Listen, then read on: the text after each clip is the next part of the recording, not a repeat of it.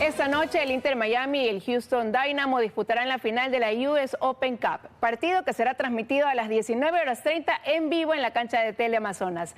Ya está con nosotros nuestro compañero Hugo Quintana para contarnos más detalles. Hola Hugo, ¿cómo estás? ¿Ya todo listo para esta noche? Liz, amigos, ¿qué tal? Muy buenas tardes. Sí, ya todo va quedando prácticamente listo para esta final de la US Open Cup entre el Inter Miami y Houston Dynamo. Estamos a solo horas de que se dé este gran encuentro que vamos a poder disfrutar en vivo a las 19:30 aquí, por supuesto, en la cancha de Teleamazonas. Los equipos van quedando listos, las entradas agotadas, se espera casa llena y por eso a esta hora de la tarde vamos a tomar contacto con nuestro compañero Leonel Allegues. Él se encuentra en el DRV Pink Stadium, escenario en el que esta noche el Inter de Messi, Campana y Arroyo buscará conseguir el segundo título en su corta historia. Leonel, ¿cómo estás? Buenas tardes, te escuchamos.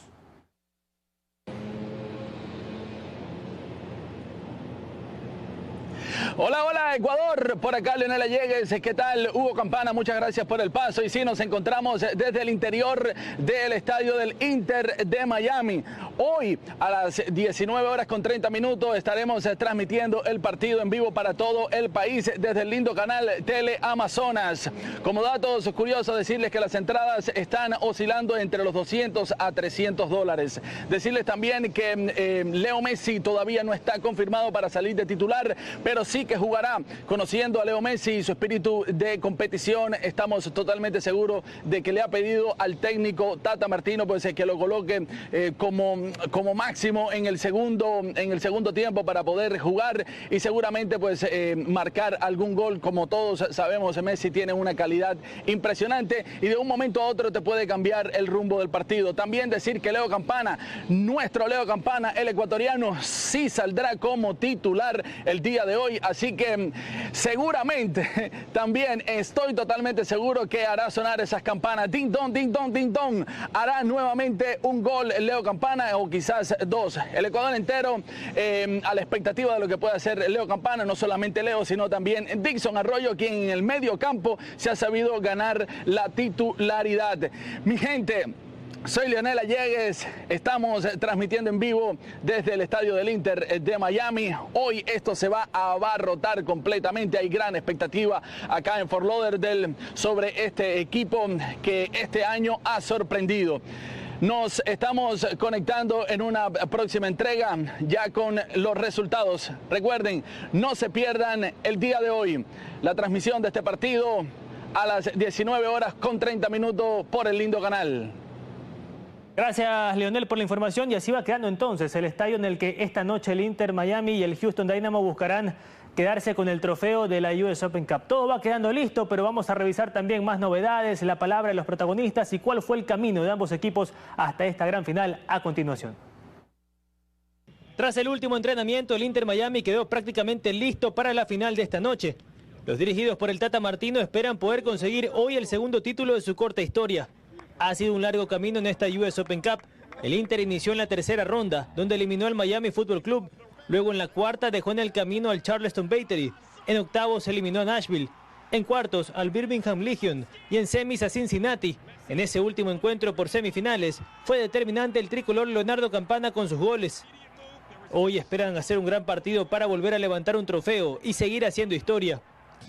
Bueno, al final es hacer un poco el trabajo que estás haciendo durante toda la temporada y seguir en la misma línea. Yo creo que hemos ido creciendo, que hemos ido dando pasos hacia adelante en la dirección correcta y no hay que meter mucha más presión de lo que estamos haciendo. Sí está claro que es un título, que son 90 minutos si todo va bien para un lado o para el otro y que al final tenemos que prepararlo con la máxima ilusión, la máxima ambición e intentar que los pequeños detalles por los que se van a decidir el partido y la final pues caigan a nuestro favor. Houston es cuarto en la Conferencia Oeste, ha hecho una buena temporada, lleva algunos años sin levantar un trofeo y quiere hoy conquistar la US Open Cup. Para llegar hasta la final, Houston inició en tercera ronda y en el camino dejó a rivales como Tampa Bay Rowdies, Sporting Kansas City, Minnesota United, Chicago Fire y Real Salt Lake. Hoy saben será un duelo difícil, pero apuntan a hacer un gran partido y conseguir la victoria.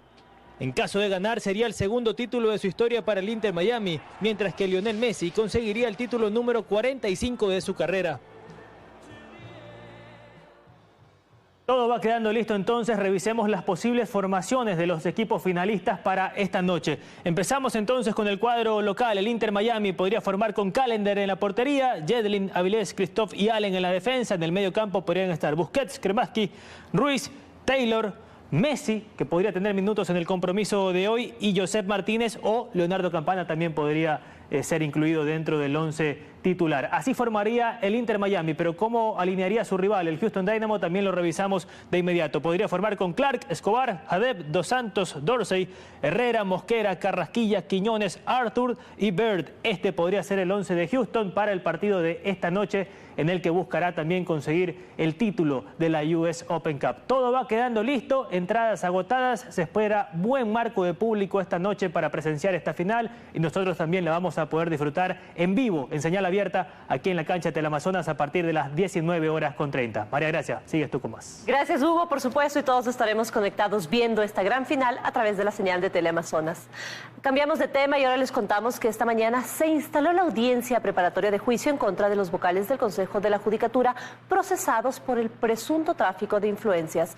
El juez Walter Macías presidió y él venía con esta oferta, con 4 ocasiones anteriores no se había instalado. Fausto Yepes desde la Corte Nacional de Justicia para contarnos los detalles. Fausto, adelante, te escuchamos.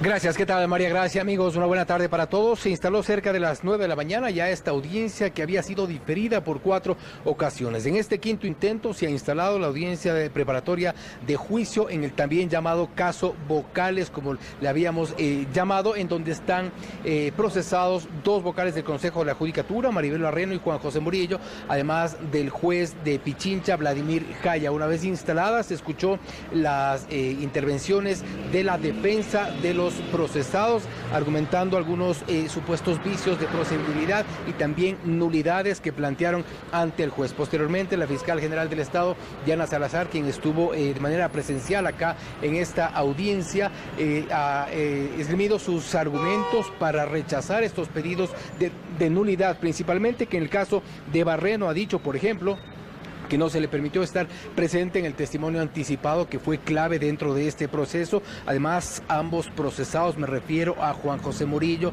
y Maribel Barreno, a través de sus abogados, han dicho que no se permitieron algunas diligencias antes del cierre de la instrucción fiscal. No obstante, a esta hora se ha hecho ya un receso que lleva un poco más de 2 horas, en donde el juez Walter Macías delibera sobre los pedidos de nulidad hechos por la defensa de los 2 vocales. No obstante, no presentó ningún pedido en este sentido el abogado defensor del juez de Pichincha, Vladimir Jaya. Estamos a la espera de la resolución del juez, que seguramente se dará en los próximos minutos. Tomemos en cuenta también que han estado presentes todos los abogados defensores para esta ocasión.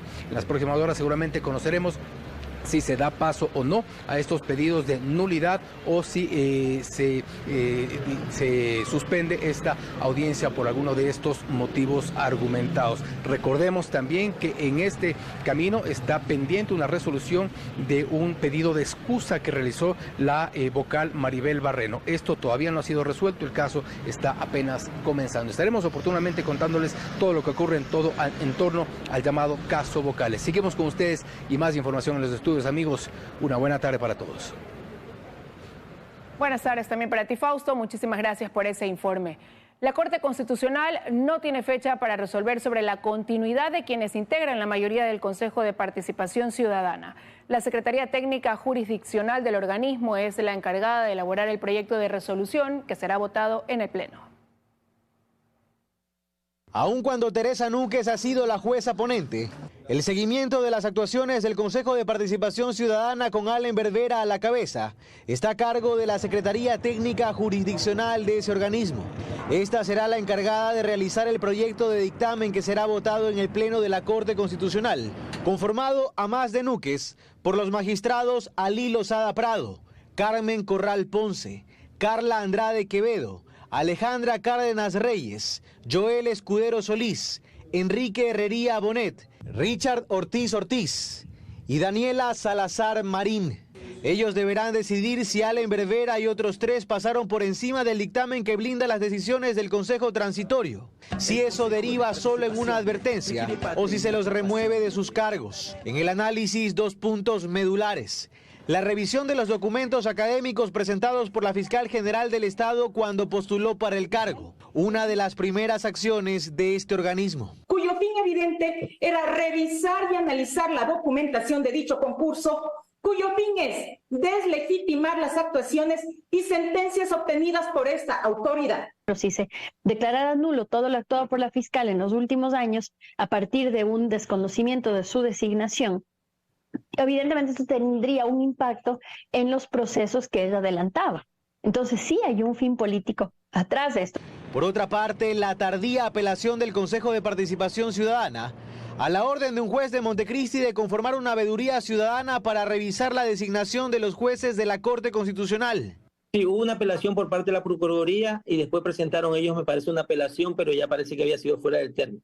Aparentemente el objetivo parecería ser querer un poco generar insumos para que la Corte vea que en realidad no tienen un afán de sacar a la Corte o sacar a la fiscal. Un juez no debería siquiera acoger esa apelación porque está presentada por fuera del tiempo. Aun cuando los hoy señalados han asegurado que no pretendían destituir a la fiscal general o que solo facilitaban la participación ciudadana, hay quienes creen que nada es casual. Ahí hay una intencionalidad política clarísima que está avasallando toda norma jurídica. Entonces me parece que con todos esos argumentos la Corte Constitucional no tiene otro camino, no tiene otra alternativa que no sea la destitución de al menos el consejero presidente Vera y los 3 otros consejeros de mayoría, ¿no? Todo queda en manos de los jueces de la Corte Constitucional, quienes para decidir no tienen plazo definido. Nueva evidencia en el proceso en contra del excontralor Carlos Polit en Estados Unidos salpica al gobierno de Rafael Correa. Correos electrónicos revelarían gestiones para una cita en Carondelet. La situación para el excontralor Carlos Polit se complica en los Estados Unidos. A través de este documento, la fiscal del Distrito Sur de Florida notificó su intención de utilizar evidencia de otros crímenes durante el juicio por lavado de activos que se sigue en contra del exfuncionario ecuatoriano. Con esta nueva documentación, según se señala, se busca revelar un plan por parte de Polit para recibir sobornos del propietario de una empresa española y lavar estos fondos a través de su hijo John Polit, a quien llaman coconspirador 1. Varios correos electrónicos intercambiados a finales de 2015 e inicios de 2016 lo demostrarían. El 8 de enero de 2016, el empresario español le escribe a Polit: desearía que pudieras conseguirme una cita en Carondelet, el equivalente en Ecuador de la Casa Blanca, la primera semana de febrero. La respuesta que da Polit 3 días después involucra al secretario de la Administración Pública del gobierno de Rafael Correa, Pedro Solines. Esperaré a tu llegada y hablaré con Pedro Solines para que hable con el presidente. Él es el secretario de la Administración Pública. Meses más tarde, un nuevo intercambio de correos. A pesar de los esfuerzos realizados ante las autoridades tributarias ecuatorianas a través de la Contraloría, vamos rumbo al arbitraje. Es lamentable lo que está pasando con tu problema y el arbitraje. Me encantaría que tu abogado me visite el miércoles o jueves para revisar el problema. Nos vemos a tu llegada. Pero los correos no quedaron allí. También hubo conversaciones entre John Polit y el empresario. En marzo de 2015, Polit hijo envió un correo cuyo asunto era transferencia para el amigo y escribió que el amigo le pidió que le enviara la información de la transferencia bancaria de 109.800 euros. El empresario español afirmó que había hablado con CP, Carlos Polit, que él revisó el asunto y que sería resuelto por la oficina legal del presidente, pues se había discutido la posible intervención de su amigo AM. En ese entonces, Alexis Mera era el asesor jurídico de la presidencia. En Estados Unidos, Carlos Polit está acusado de 6 cargos de conspiración de lavar dinero, encubrimiento de lavado de dinero y participación en transacciones monetarias con bienes derivados de delitos. En Ecuador mantiene una sentencia de 6 años por el delito de concusión. Los legisladores electos de Construye acudieron a la Fiscalía esta mañana a solicitar información sobre los avances en la investigación del asesinato de Fernando Villavicencio. Anunciaron la creación de una comisión en la nueva asamblea una vez que sean posesionados para que ésta también investigue. La pregunta no es qué sucedió, la pregunta es por qué sucedió en un mitin político. ¿Por qué sucedió antes de un debate presidencial? Son las interrogantes a las que los asambleístas electos por Construye les buscan respuesta. Muchas variables. Por ello, acudieron este miércoles a la Fiscalía General del Estado para conocer de cerca el estado de la investigación por el asesinato de Fernando Villavicencio. Al respecto, anunciaron las primeras acciones una vez lleguen a la Asamblea. Vamos a solicitar la creación de una comisión ocasional en la Asamblea Nacional para que investigue el asesinato de Fernando Villavicencio. Y desde ya ponen condiciones. Quienes tienen que pertenecer a esta comisión deben ser asambleístas probos, que tengan la legitimidad y sobre todo la calidad moral. Y respecto de la investigación en la Fiscalía, el abogado del lado de Villavicencio, Antonio López, habló de la necesidad de que sea parte de este proceso Diego Vallejo, exfuncionario del correísmo y ex asesor de José Serrano. Es de suma importancia la versión de ese señor Diego Vallejo, toda vez de que de su propia boca, por su puño y letra, ha solicitado mediante un escrito que se le tome dicha versión. Sobre la muerte de Villavicencio rindieron su versión ya los policías que eran parte de su seguridad. ¿Qué han hecho los servidores policiales el día de hoy? Establecer y dar a conocer algunos elementos de convicción a la Fiscalía General del Estado. ¿Qué hicieron durante su permanencia en calidad de seguridad y qué trámite dieron a sus diferentes requerimientos ya a la superioridad? Lo que tenemos ahora son los materiales y las versiones que se están receptando todavía son ampliaciones, entonces vamos a tener un poco más de paciencia porque esto es una carrera de resistencia. Por el momento hay 13 personas detenidas. La Fiscalía ya ha tomado versiones, peritos han explotado la información de más de 20 celulares y se han ejecutado allanamientos, entre otros avances.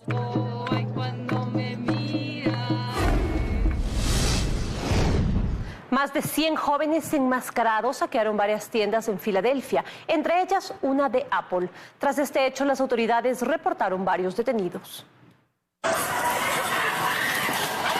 Es el momento en el que un grupo de alrededor de 100 jóvenes entra a un Apple Store en Filadelfia, Estados Unidos, para saquearla.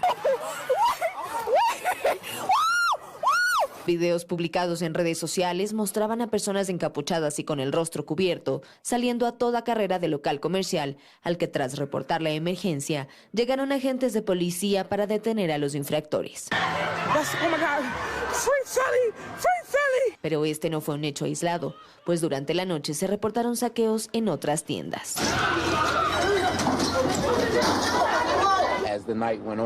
A medida que avanzaba la noche hubo un par de llamadas en toda la ciudad sobre incidentes de saqueo, algunas en la división este a lo largo de la avenida Aramingo y entre otros lugares de la ciudad.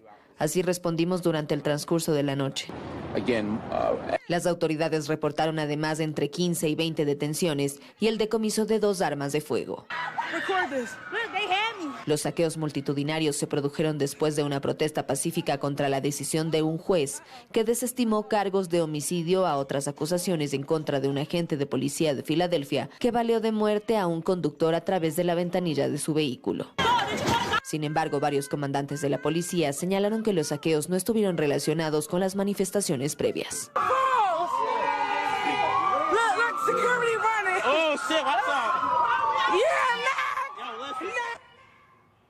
Vamos a hacer una pausa, pero enseguida, Ecuador está en la lista de los 10 países más violentos del mundo. Además, 38 cabecillas de bandas delictivas se han identificado en el distrito de Nueva Prosperina. Les damos detalles al volver. A pocos días de que los candidatos presidenciales se enfrenten en el debate, los aspirantes continúan impulsando sus propuestas a través de concentraciones con gremios de diferentes sectores productivos, sin perder de vista a los jóvenes. Una vez arrancada la campaña electoral y con tan solo 19 días para realizar proselitismo político, los candidatos que pasaron al balotaje desarrollan actividades en diferentes puntos del país. En el caso del empresario Daniel Noboa, su agenda de este miércoles 27 de septiembre inició en Quito con una reunión con la ONU Ecuador, el presidenciable que ha mantenido encuentros con varios sectores sociales del país. En este tramo final de la campaña direcciona su discurso hacia lo más urgente que enfrentaría en el caso de ser electo presidente, el fenómeno del niño. Nosotros vamos a tener durante todo el periodo del niño, que va a ser casi todo mi gobierno, un un IVA diferenciado del material de construcción, del 12 al 5%. De esa manera, desde la persona humilde que quiera arreglar su casa hasta el que quiera hacer la autopista de $800 millones va a tener un beneficio. En horas de la tarde, Noboa se trasladará a Riobamba para continuar con sus acercamientos con jóvenes, emprendedores y docentes. Dentro de sus actividades también se incluye una caravana y cerrará con una concentración en el Parque Infantil de Riobamba. Asistencia técnica para... En tanto que Luisa González mantuvo reuniones con la Federación de Estudiantes Universitarios del Ecuador en Quito. Asimismo, en la capital, pasado de las 14 horas, se reunirá con la Asociación de Clínicas Privadas del Ecuador.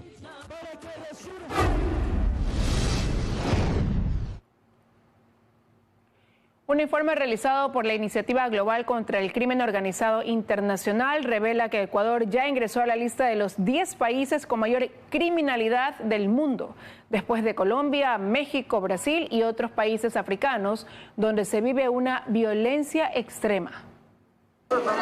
Los estudios elaborados desde hace 2 años por parte de organismos internacionales que tratan temas de seguridad en el mundo revelan datos preocupantes sobre la violencia en el Ecuador, que cada vez va en aumento.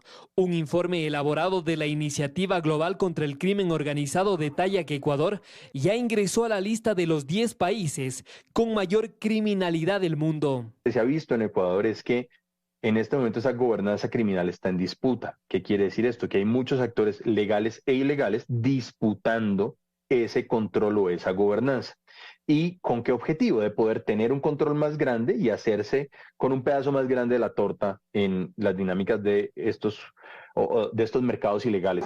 Las causas principales que motivaron a que Ecuador ingrese a esta lista de países más violentos del mundo son varias. Aquí no únicamente se analizaron los índices alarmantes de asesinatos, sino que también hubo 3 mercados criminales que han sido muy relevantes para entender esto. Por una parte está el comercio de la cocaína. El segundo mercado que tuvo muchísimo impacto fue precisamente el tráfico de armas. El último tema en el cual hubo un gran aumento por parte de Ecuador fue en los delitos ambientales o en los crímenes ambientales. Ecuador aparece en esta lista por detrás de países como Colombia, México y de varios africanos, donde se vive una extrema violencia producto además del crimen organizado, por la corrupción estatal y del sistema de justicia. La justicia está dando un mensaje de impunidad para los criminales y de indefensión para la sociedad y para la policía, que está totalmente desmotivada. Pero no es todo. Otro informe relacionado a este tema coloca también a Guayas y a Esmeraldas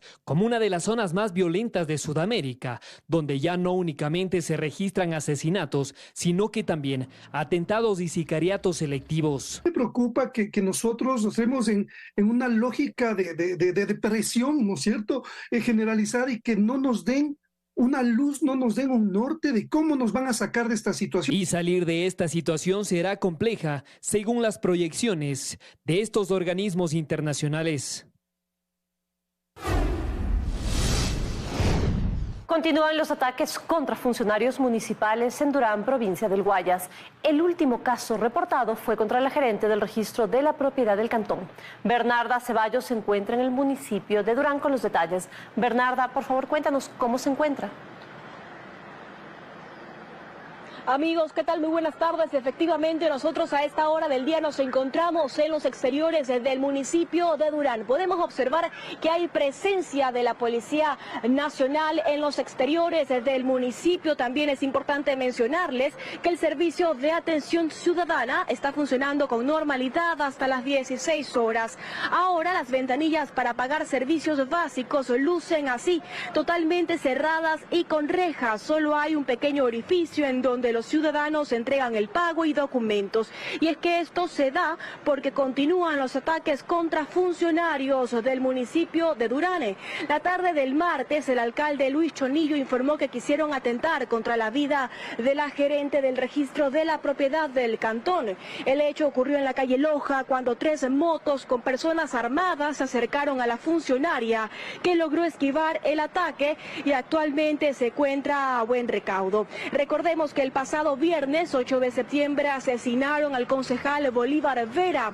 Un día antes, el concejal del Partido Social Cristiano fue secuestrado, mientras que el 13 de agosto el director de Planeamiento y Ordenamiento Territorial, Miguel Santos, fue acribillado bajo la modalidad de sicariato. A esto se le añade que directores municipales ya han recibido amenazas extorsivas o de muerte.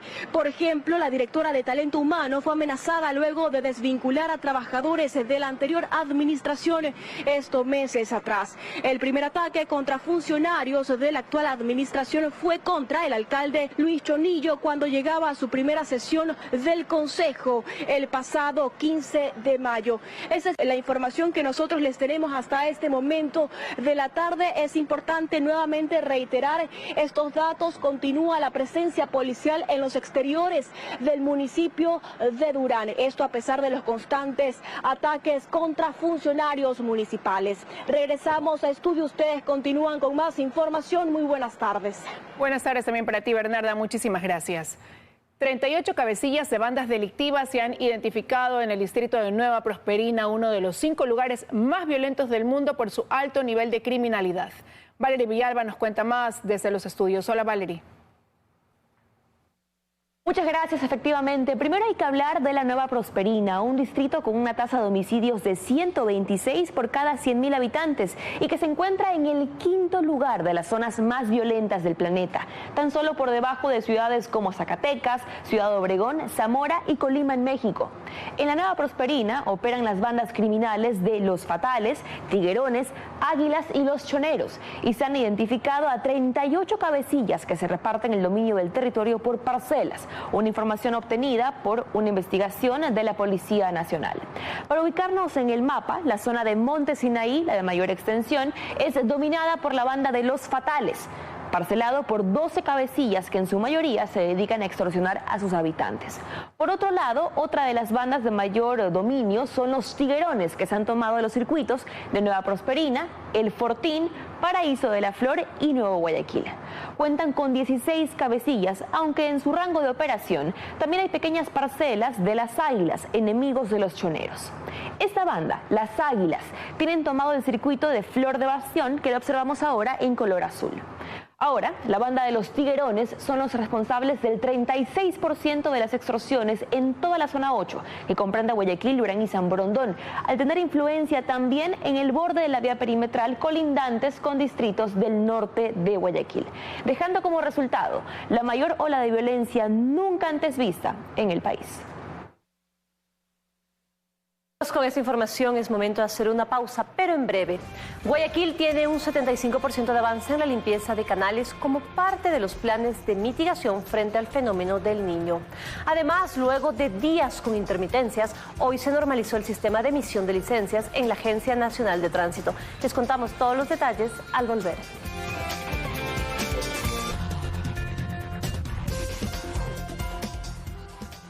Estamos de regreso con más información. Autoridades del municipio de Guayaquil presidieron un evento en el que dieron a conocer cómo avanzan las acciones de mitigación ante el fenómeno del Niño y los efectos que el evento climático tendría en la ciudad. El proceso de limpieza de canales avanza en un 75%, mientras que las obras prioritarias en un 5%. Que el calentamiento global ha incrementado considerablemente es lo que afirma el oceanógrafo internacional Gino Pasalacqua, por lo que para la costa del país el evento climático sería diferente a los anteriores. Y en la atmósfera, la temperatura atmosférica del planeta debido al calentamiento global ha aumentado considerablemente en los últimos 20-30 años. En Guayaquil se vería una afectación en vías, en saneamiento, en fuentes de agua potable y en la distribución de energía. Y aquí sí hay un problema, porque como estamos con temperaturas altas, estamos utilizando más todo lo que es climatización. Y las zonas de la ciudad que se verían más afectadas por el fenómeno El Niño son Ciudad de Dios, Monte Sinaí, Socio Vivienda 2, el margen del Estero Salado, Urdesa, Miraflores, Sauces y Samanes. que sí han hecho socialización puerta a puerta en los sectores de riesgo. Es lo que afirma el director de Segura EPE. Se les ha dado instrucciones de primeros auxilios y se ha identificado cuáles son las zonas seguras. Las autoridades del Cabildo indicaron que los alojamientos temporales estarán ubicados en 9 camis, en Pascuales, Chongón, Trinitaria, Cisne 2, Fertiza, Guasmo y Tenguel. Además, indican haber avanzado hasta la fecha en un 75% en limpieza de canales, mientras que el plan de obras prioritarias se encuentra en un 5% de su ejecución. El municipio de Guayaquil cuenta con un presupuesto de entre 17 a 25 millones de dólares para cubrir las acciones preventivas por el fenómeno El Niño. Eso es lo que dio a conocer el municipio de Guayaquil durante el evento Guayaquil Unido ante El Niño. El sistema para la emisión de licencias en la Agencia Nacional de Tránsito está normalizado después de varios días en los que se registró intermitencias y por ello críticas por la falta de atención. Belén Merizalde fue a la agencia matriz para comentarnos cómo está la situación. Hola Belén, cuéntanos por favor. Hola, ¿qué tal en estudio, amigos? Muy buenas tardes. Sí, efectivamente, durante la mañana estuvimos aquí en la matriz de la Agencia Nacional de Tránsito y pudimos corroborar que el sistema para la emisión de licencias funciona ya con normalidad. No obstante, hay un retraso de 1 hora aproximadamente en la atención. Esto porque, según nos explicaron, se han reagendado varios turnos correspondientes al 18, 22 y 25 de septiembre, días en que se registró intermitencias en el sistema. Nosotros les tenemos un informe sobre este tema. Veamos. La molestia en los usuarios era evidente. Los turnos para la emisión de licencias asignados para este miércoles en la matriz de la Agencia Nacional de Tránsito fueron atendidos con retraso de al menos 1 hora. Uno sale pidiendo más o menos un estimado de permiso y ¿quién se hace responsable de eso? ¿Usted a qué hora tenía su turno? Tengo a las 9:10. Ya va a ser las 10 y nada que nos atienden. Tenía turno a las 10 y yo llegué 10 para las 10 y entiendo que los turnos están atrasados por lo menos con 1 hora. Aunque ninguna autoridad se pronunció, según indicaron, por cuestiones de agenda, a través de un documento escrito informaron que la demora se debe al reagendamiento de turnos, puesto que por un mantenimiento emergente del sistema no se atendió a las personas que tenían una cita el 18 y 22 de septiembre, así como también la tarde del 25 de este mes. Diariamente se atienden solo en esa agencia cerca de 500 turnos para licencias nuevas y renovaciones, pero al haber suspendido el servicio por el mantenimiento, se genera un cuello de botella que no ha podido ser superado. Solo en Pichincha se debieron reagendar 639 turnos. Está pésimo, niña, mucho tiempo de espera. No nos han dado ninguna explicación, simplemente toca esperar. La ANT explicó que las personas que no fueron atendidas por el mantenimiento pueden acudir cualquier día y en cualquier horario. No es necesario, señalaron, tomar un nuevo turno. Al día, la Agencia Nacional de Tránsito expide un promedio de 5.000 licencias a escala nacional. Recuerda entonces que si usted tenía su turno para sacar su licencia por primera vez o renovarla durante el 18, el 22 o el 25 de septiembre, puede venir cualquier día y a cualquier hora que va a ser atendido, pues la Agencia Nacional de Tránsito ha reconocido fue una falla interna y por ello no es necesario que usted vuelva a tomar un turno a través del sistema. Con esto me despido, ustedes siguen con más noticias. Muy buenas tardes. Buenas tardes también para ti, Belén. Muchísimas gracias por ese reporte. Y en nuestro segmento de Economía para Todos, revisemos las cifras de la población total en cada censo. Economía para Todos. Bienvenidos, queridos amigos. El primer censo moderno que se hizo en el Ecuador fue en 1950 y en ese año éramos 3.200.000 habitantes. La población del país creció especialmente rápido en los años 60 y 70 y luego ha venido creciendo, aunque más lentamente. Dentro de esa evolución, los 16,9 millones que reporta el INEC para el censo 2022 no parecen absurdos. Al contrario, parecen relativamente sensatos y caen dentro de la tendencia esperada, más aún si se toma en cuenta 3 factores. El primero es que cada año están naciendo menos niños en el país, algo que ya vimos en un programa reciente. El segundo es que ha habido una importante migración de ecuatorianos hacia el exterior y finalmente tuvimos una pandemia que se llevó entre 70 y 80 mil vidas. De manera que el dato del censo de casi 17 millones no suena absurdo y no debería volverse ni un tema político, ni polémico, ni nada por el estilo. Muchas gracias. Economía para todos.